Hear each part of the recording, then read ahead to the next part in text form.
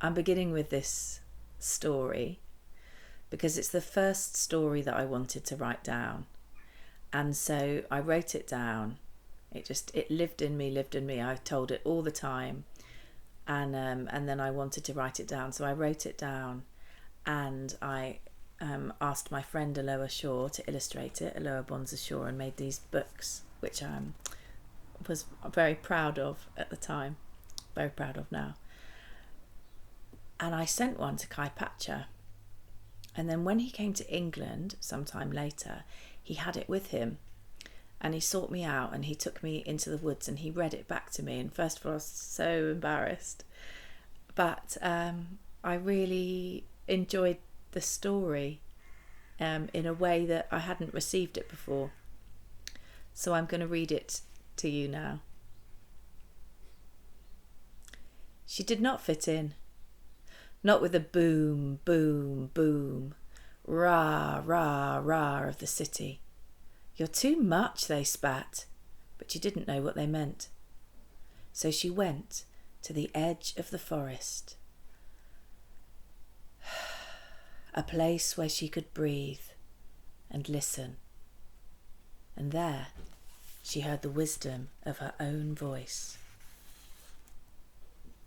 She had a garden that she tended, a tree that she loved. One day a bird sat on that tree with proud lungs. He sang a song that was an echo of a memory.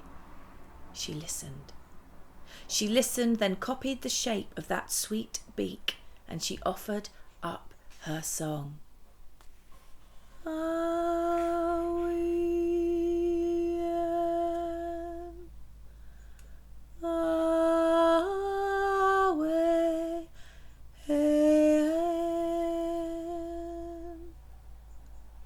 The next day there were more birds sharing their song with her, and soon the branches of that tree were filled with invitations to listen.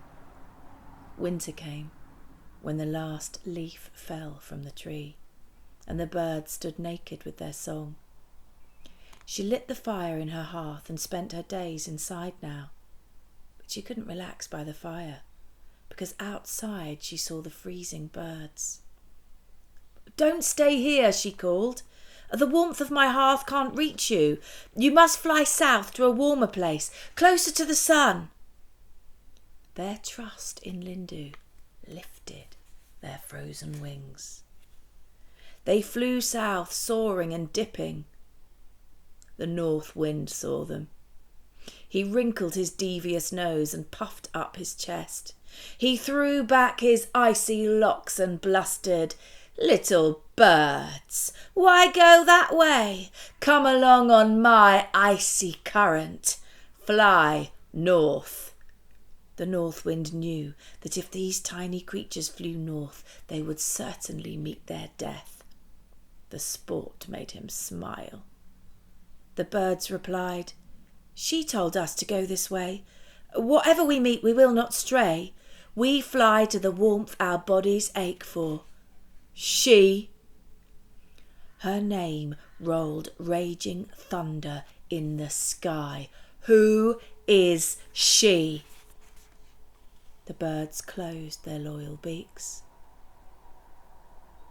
but their eyes flickered to the tree that had been their home. The north wind saw them looking. He tore down to her garden, blustered past the tree, and whipped open Lindu's door. And then he saw her. He saw the softness billowing around her and felt the strength of her rainbow heart. He saw why she didn't fit in on earth, as she was a creature of heaven, belonging in the stars. He looked into her eyes and became lost in the ocean of her wisdom. When he remembered to breathe again, he asked, "Will you join me in the air?" The power of her no belted him backwards into the black of night. He roared it back at her. Her no did not move. It was certain, clear, and strong. With the force of his disappointment, he blew back up into the sky, pushing and shoving what he could in an effort to feel strong again. Sun watched North Wind tossing and toying with the stars. Your temper makes chaos of the earth and the sky, North Wind. What is the cause? Wind could not share his pain with radiant Sun. He could not mutter that he felt small and unloved because she said no. Huge Sun would not understand. North Wind could only blame. He arched a long finger towards the house and spat. Her. So Sun scorched down her house, dazzling her door open. Then he saw her. Powerful, vulnerable, present. Light and colour dancing all around her, the earth humming under her feet. He asked, will you join me? She was blinded by his light. He beamed on every pore of her and she shielded herself. Her no pierced through the shimmer of his mask, touching a disappointment in his heart long forgotten. He could not, would not show that place so tiny and so full of rejection. He must keep on shining, he told himself. He must keep on shining and smiling. The effort made him hotter and hotter.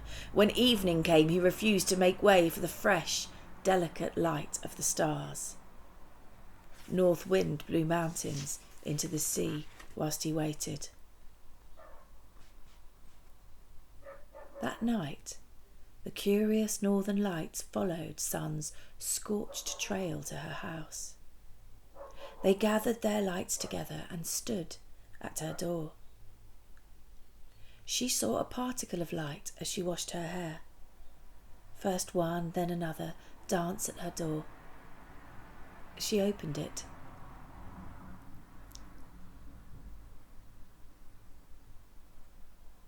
He showed her, one at a time, all the colours in his constellation, hiding nothing.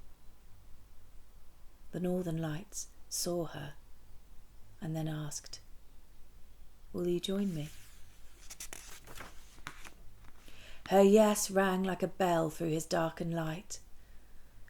Northern lights flew to the night sky with a promise of return.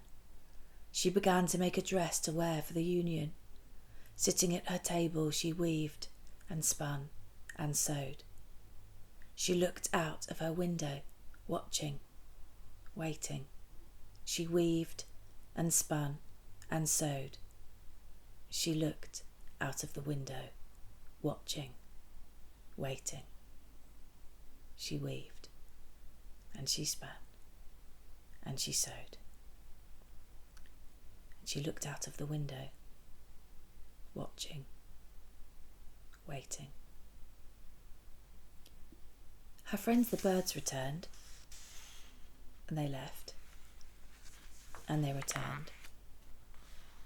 Clouds began to gather in the sky, obscuring her view. She reached out of the window, gathering the clouds, bit by bit, spinning and weaving them into her dress, so that the path was always clear for the lights to return. When she had made a train so long it filled her bedroom, heaved down her staircase, wound its way around the kitchen floor, and sighed out of the door, then she tried it on. Northern lights did not return. The wait was too long and the pain cracked her heart open. She cried tears of tourmaline and crystal. Quartz and diamond tumbled down her dress. She made a sound of ancient loss and longing, of unbearable pain.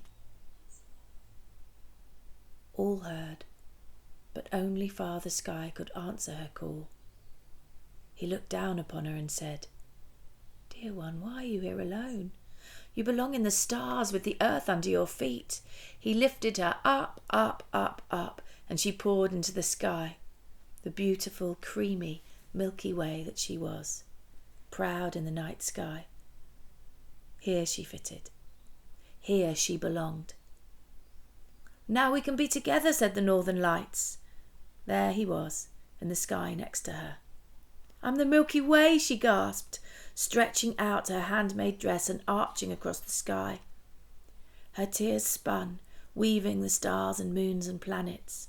Mercury she is, Mars, Venus, Neptune, Uranus, Pluto. She is comets and asteroids. and billions of undiscovered planets. If you look up, you'll see them, the Milky Way and the Northern Lights at home in the sky, standing close together but never joining. The north wind still tries to blow birds out of the sky, and sun still shines when he feels like crying. But she is home at last.